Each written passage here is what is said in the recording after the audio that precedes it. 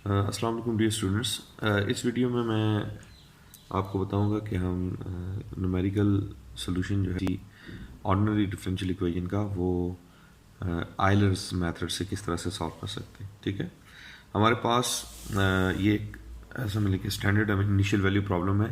Initial value problem में एक ऐसा प्रॉब्लम होता है जिसमें हमारे पास डिफरेंशियल इक्वेशन के साथ जो कंडीशंस गिवन होती हैं वो एक पॉइंट पर गिवन होती हैं, और ये जो एक पॉइंट होता है इसको हम इनिशियल जो है कंडीशन कहते हैं। ठीक है, जो इक्वेशन हम यहाँ सॉल्व करेंगे वो फर्स्ट ऑर्डर इक्वेशन है, क्योंकि यहाँ डेरिवेटिव का जो ऑर्डर है वो 1 है।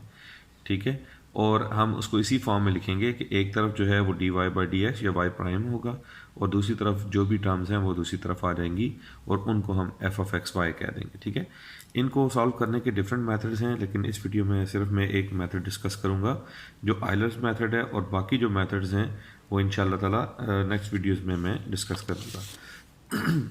आयलर्स मेथड जो है ये बहुत ही बेसिक मेथड है इनिशियल वैल्यू प्रॉब्लम्स को सॉल्व करने के लिए।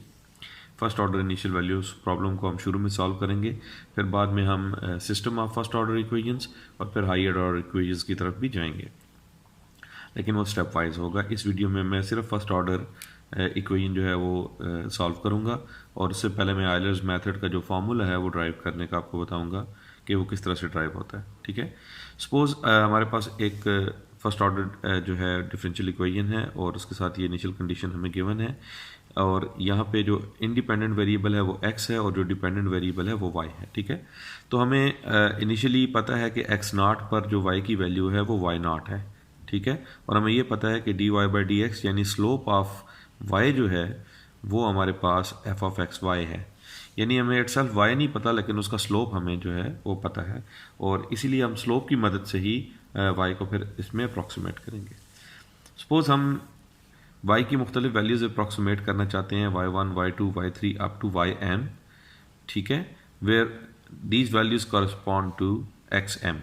ठीक है, और xm हमारे पास उसका फार्मूला है x नॉट प्लस hm या mh। ठीक है, और m की वैल्यू जो है वो 1 2 3 अप टू सो ऑन है।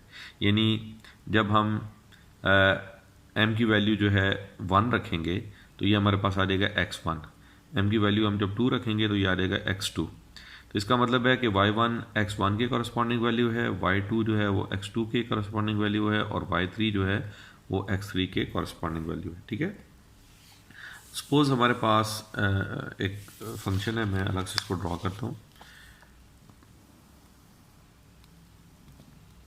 हमें सपोज पता है कि x नॉट पर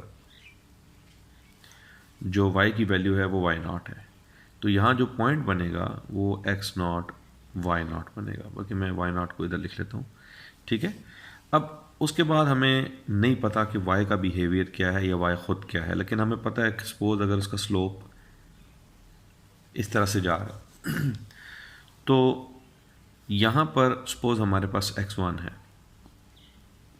अब मैं थोड़ा सा इसको एग्जेजरेट कर रहा हूँ, मींस मैं इसको बड़ा करके बना रहा हूँ, अदरवाइज़ ये x1 इसके बहुत क्लोज होगा तो तब ये आइडिया काम करेगा, अदरवाइज़ ये आइडिया काम नहीं करेगा। ठीक है, अब हम करते ये हैं कि ये आइडिया हम यूज़ करते हैं कि अगर x0 और x1 के दरमियान गैप बहुत थोड़ा हो तो ये कर्व और इसके साथ जो टेंजेंट होगा वो एक जैसा बिहेवियर करेंगे।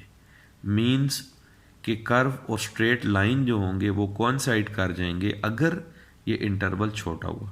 ठीक है, ये इसका असल में बेसिक कॉन्सेप्ट है कि ये अगर कर्व है और ये इसके साथ अगर लाइन है तो देखिए छोटे पोर्शन के लिए ये लाइन क्या रहती है, ये इसके साथ कोइंसाइड करती है, लेकिन अगर ये हम आगे बढ़ते जाएं तो इनके दरमियान गैप जो होता है वो बढ़ता जाता है।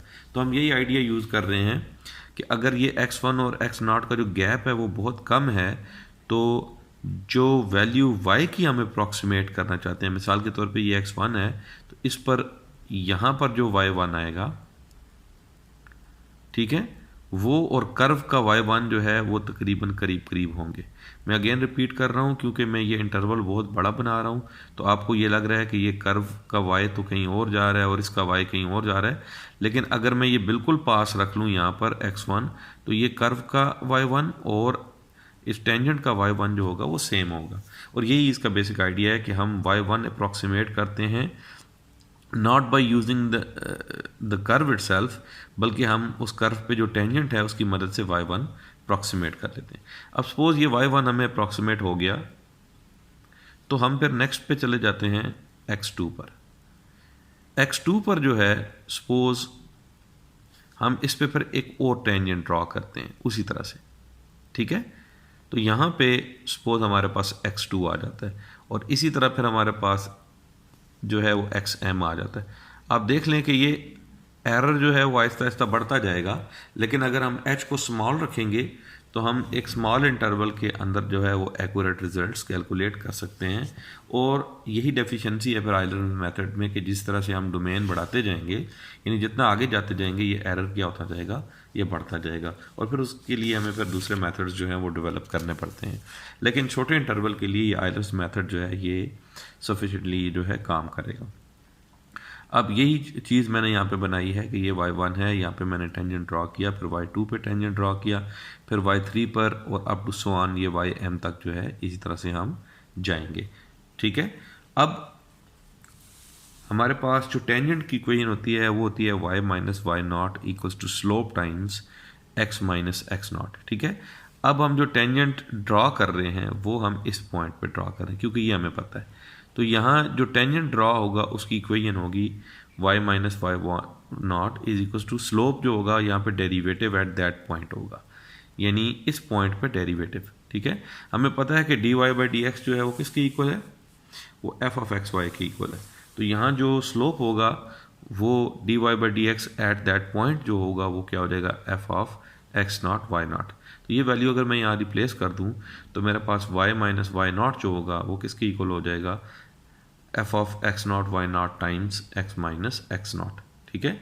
तो ये वो इक्वेशन है जिससे मैं इस टेंजेंट लाइन के पॉइंट्स को अप्रॉक्सीमेट कर सकता हूँ, ठीक है। सॉरी ये वाई नॉट था, यहाँ पे ये y1 है, ठीक है, और फिर ये आगे y2 है and up to so on, ठीक है।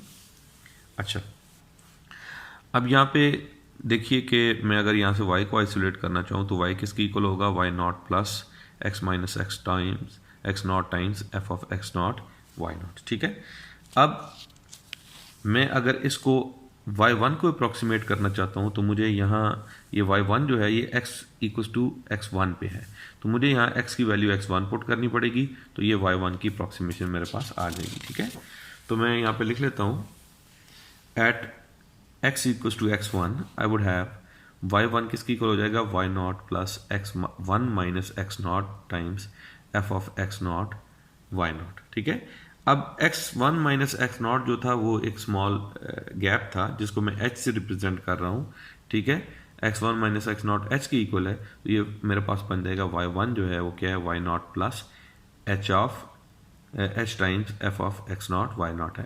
तो इसका मतलब है कि मैंने जो टेंजेंट लाइन के ऊपर y1 था उसको अप्रॉक्सीमेट कर लिया, और अगर ये h स्मॉल रहा तो टेंजेंट लाइन का y1 कर्व के y1 के इक्वल होगा, मींस वही हमारा सोल्यूशन होगा, ठीक है। अब ये तो इंटरवल था x1 x0 और x1 के दरमियान।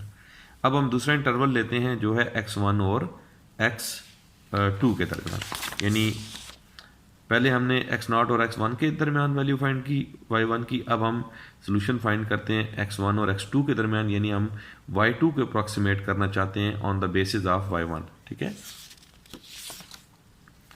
अब हमारे पास इसी तरीके से जिस तरह से वो फार्मूला इसके लिए आया था कि यहाँ नॉट था, यहाँ 1 था, यहाँ नॉट था, यहाँ नॉट था, अब यहाँ 2 हो जाएगा और इधर 1 और इधर भी 1 हो जाएगा, मीन्स अब y2 जो है on the basis of y1 and f of x1 y1 हम अप्रॉक्सीमेट कर लेंगे। तो जनरली अगर हम इसी तरह से चलते जाएं तो हमारे पास जो ym प्लस 1 का फार्मूला बनेगा वो बनेगा ym plus h f of xm ym, ठीक है। ये जनरली हम फार्मूला यूज़ कर सकते हैं और m की वैल्यू जो है वो हम डिफरेंट चेंज कर सकते हैं 0 से ऑनवर्ड्स, ठीक है।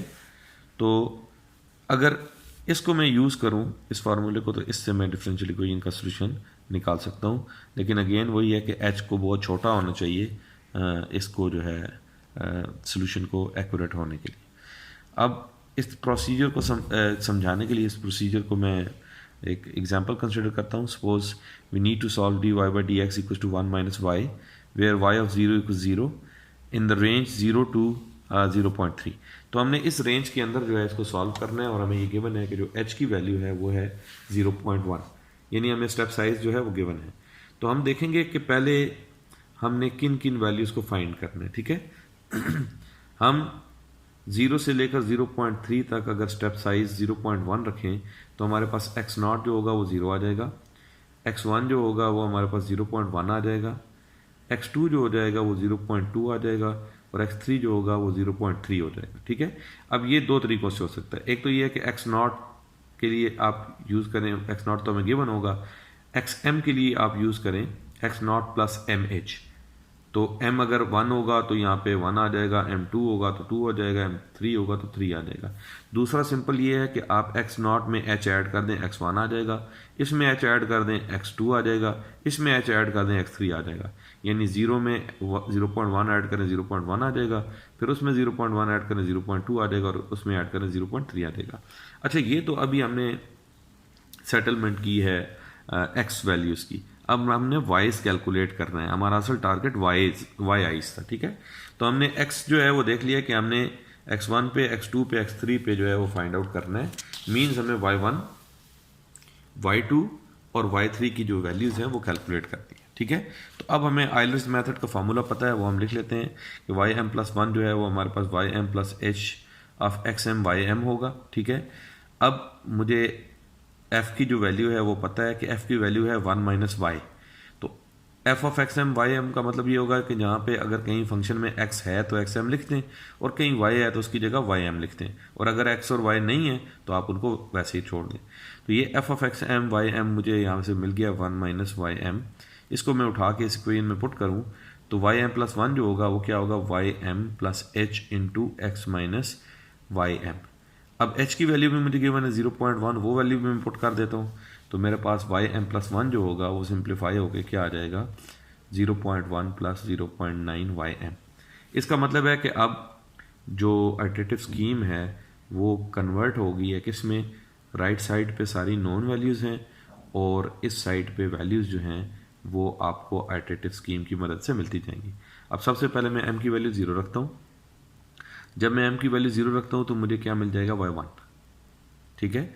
यहाँ से मुझे y1 मिल जाएगा और इधर y0 आ जाएगा. तो अब यहाँ से आ जाएगा y1 is equal to 0.1 plus 0.9 times y0. अब y0 की वैल्यू हमें इनिशियल कंडीशन से गिवन है तो वो हम पुट कर देते हैं 0, तो y1 कैलकुलेट होके आ जाता है 0.1. ठीक है. अब मैं इसी अल्टरनेटिव स्कीम में m की जगह 1 पुट करता हूँ तो यहाँ y2 आ जाएगा और यहाँ y1 आ जाएगा. तो y2 जो है वो इन टर्म्स ऑफ y1 आ गया और y1 हमने ऑलरेडी अभी कैलकुलेट किया है. तो अब मैं यहाँ पर उसकी वैल्यू डाल दूंगा तो y2 मेरे पास क्या आ जाएगा, 0.19. इसी तरह सक्सेसिवली हम क्या करते जाएंगे, y1 की बेसिस पे y2 फाइंड कर लेंगे और y2 की बेसिस पे हम y3 फाइंड कर लेंगे. ठीक है. उसके लिए देखें हमारे पास जब हम m2 पुट करेंगे तो हमें y3 मिल जाएगा और y3 0.1 प्लस 0.9 टाइम्स y2 आ जाएगा. y2 की वैल्यू हमने अभी कैलकुलेट की है, वो पुट कर देंगे 0.19, इसको कैलकुलेट कर 0.27 आ जाएगा. इसका मतलब है कि हमारे पास जो y1 है वो था y एट 0.1, वो आ गया 0.1. फिर y2 जो हमारे पास था वो था y एट 0.2, वो हमारे पास आ गया 0.19, और y3 जो था वो y एट 0.3 था, वो हमारे पास आ गया 0.271. इस तरह से हम आइलर्स मेथड से किसी भी जो हमारे पास फर्स्ट ऑर्डर डिफरेंशियल इक्वेशन है या first order initial value problem है उसको हम सॉल्व कर सकते हैं. अगर आपने इस पे प्रैक्टिस प्रॉब्लम्स करने हैं तो बर्डन एंड फेरिस की न्यूमेरिकल एनालिसिस की जो बुक है उसका एक्सरसाइज सेट है 5.2, उसके रेलिवेंट क्वेश्चन सॉल्व कर सकते हैं. मैंने आपको बताया है कि इस मेथड में हमें ये होता है कि h का स्टेप साइज़ बहुत छोटा रखना पड़ता है, अदरवाइज़ एरर बहुत बड़ा होता है. तो इसको इम्प्रूव करने के लिए फिर डिफरेंट इम्प्रूवमेंट्स आइलर्स मेथड में जो है सजेस्ट की गई हैं, और इसके अलावा और मेथड्स भी हैं, आर के मेथड्स हैं, वो इंशाल्लाह ताला हम नेक्स्ट वीडियोज़ में डिस्कस करेंगे. तब तक के लिए अल्लाह हाफ़िज़.